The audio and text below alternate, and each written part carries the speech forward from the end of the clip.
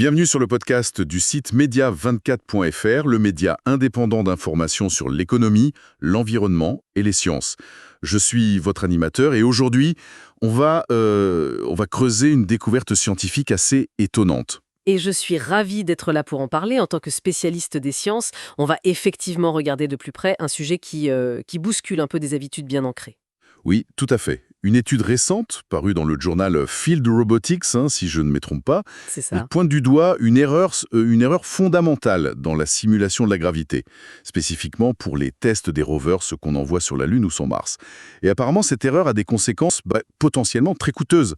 Alors, de quoi il s'agit? Comment on faisait jusqu'à maintenant pour tester ces robots? Alors, la méthode, disons, traditionnelle, elle consistait à essayer de compenser la gravité terrestre, parce qu'elle est plus forte, évidemment. Donc, pour simuler les conditions sur la Lune ou sur Mars, on utilisait soit des prototypes plus légers, soit on suspendait les rovers avec des harnais pour réduire leur poids apparent, quoi. D'accord, on allégeait le robot. Voilà. Et ensuite, on les faisait rouler ici, sur Terre, sur des terrains spécifiques, parfois avec des matériaux qui imitent le sol lunaire ou martien, des simulants comme on dit. Ok.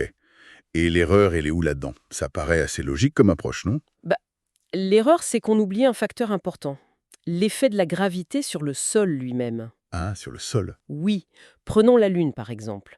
La gravité y est 6 fois plus faible qu'ici. 6 fois, ouais. Ça veut dire que chaque grain de poussière, le régolithe, comme on l'appelle, eh bien, il subit une force beaucoup plus petite. Et ça change ses propriétés physiques. Comment ça? Sa cohésion, sa capacité à supporter le poids du rover, sa résistance à l'enfoncement, tout ça est différent avec une gravité plus faible. Donc, tester un rover, même si on l'a allégé sur un sol terrestre, c'est un peu comme le faire rouler sur une surface beaucoup trop dure par rapport à la réalité là-haut. D'accord. Donc, en fait, le sol d'essai sur Terre est trop porteur, si je comprends bien. Exactement, beaucoup trop porteur par rapport à ce que le rover va rencontrer sur la Lune ou sur Mars, où le sol est potentiellement plus meuble, plus délicat à traverser. C'est assez contre-intuitif quand même, hein. Est-ce qu'on a un exemple concret où ce problème s'est manifesté? Oui, oui. L'exemple du rover Curiosity est assez frappant. Avant d'aller sur Mars, il a été testé intensivement. Dans le désert du Mojave, c'est ça, hein? C'est ça, dans le Mojave. On l'a allégé pour simuler son poids sur Mars. Mais voilà, le sol du Mojave, lui, il subit la gravité terrestre. Il reste donc bien plus ferme que la surface martienne. Du coup, les performances mesurées pendant ces tests, elles étaient un peu trop optimistes. Ah oui, Oui, sur sa capacité à franchir des obstacles, par exemple. Une fois sur Mars, la réalité était un peu différente. Parce que si les grains du sol ne subissent pas la bonne force de gravité, l'interaction roue-sol est faussée. Le test ne prédit plus correctement ce qui va se passer. je vois. Et on ne peut pas juste recréer un sol à faible gravité sur Terre, j'imagine? Non, c'est extrêmement compliqué, voire impossible à grande échelle pour ce genre de test. C'est là que la simulation numérique devient intéressante. Alors, comment on a prouvé cette erreur, justement? Par ordinateur? Exactement. C'est une équipe internationale avec des gens de la NASA, du MIT, de l'Université de Shanghai. Ils ont mis au point un simulateur numérique très poussé, basé sur une méthode appelée CRM, Continuous Representation Model. CRM. Oui, ça modélise très finement comment chaque grain de sol interagit avec les roues du rover. C'est beaucoup plus précis que les anciennes formules type Baker-Wang, qui étaient plus globales, plus empiriques. Et ce simulateur, il montre quoi? Il montre un écart net avec les prédictions des tests physiques classiques, ceux avec le rover allégé. Souvent, ces anciens tests surestiment la capacité du rover à se déplacer. D'accord. Donc, l'erreur est prouvée par la simulation, mais revenons aux conséquences. Pourquoi ça coûte des milliards, comme on l'entend parfois? C'est quoi l'impact financier? Les impacts sont multiples en fait. Si on se base sur des simulations de mobilité erronées, on peut faire de mauvais choix de conception pour le rover. Les roues, les moteurs, la structure. Oui, logique. On peut aussi mal planifier les trajets sur la planète, estimer d'au travers l'énergie nécessaire pour parcourir une certaine distance ou franchir un obstacle. Et là, les risques sont énormes.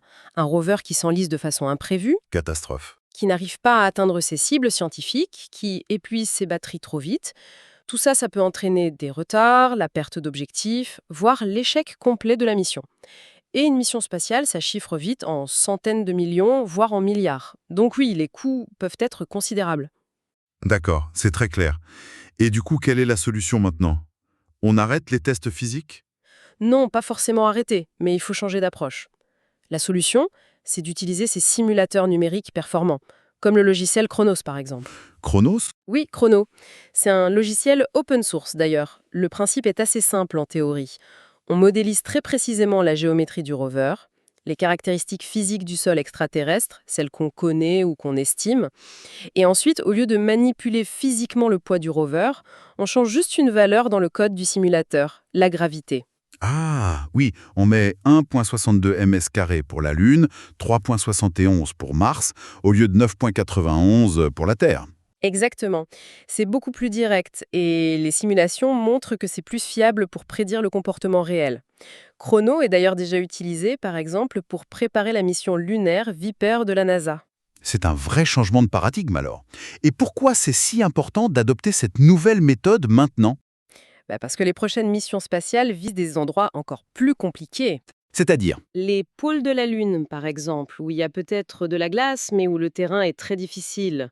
Ou des astéroïdes, très peu denses, très poussiéreux. Ou même les lunes de Mars, Phobos et Deimos, où la gravité est quasi nulle. Dans ces environnements extrêmes, on ne peut plus se permettre d'avoir des prédictions approximatives sur la mobilité. C'est essentiel pour la réussite de la mission. L'ancienne méthode de test sur Terre, elle atteint vraiment ses limites pour ces nouveaux défis. Il faut donc apprendre à simuler les conditions de là-haut, depuis nos ordinateurs. Fascinant. Et ça soulève une question intéressante. Combien d'autres domaines pourraient bénéficier d'une réévaluation de leur méthode grâce à ces outils de simulation modernes? C'est une excellente question pour ouvrir la réflexion, effectivement. Tout à fait. Bon, pour résumer les points clés de notre discussion, les méthodes classiques pour tester les rovers sur Terre, en allégeant les robots, sont limitées. Pourquoi? Parce qu'elles oublient l'effet de la gravité sur le sol lui-même. C'est ça. Et la solution, ce sont les nouvelles simulations numériques, plus précises, qui modélisent l'environnement complet, y compris le sol sous la bonne gravité. C'est indispensable pour les futures missions d'exploration. Exactement. Merci pour votre écoute et retrouvez plus d'actualités sur media24.fr.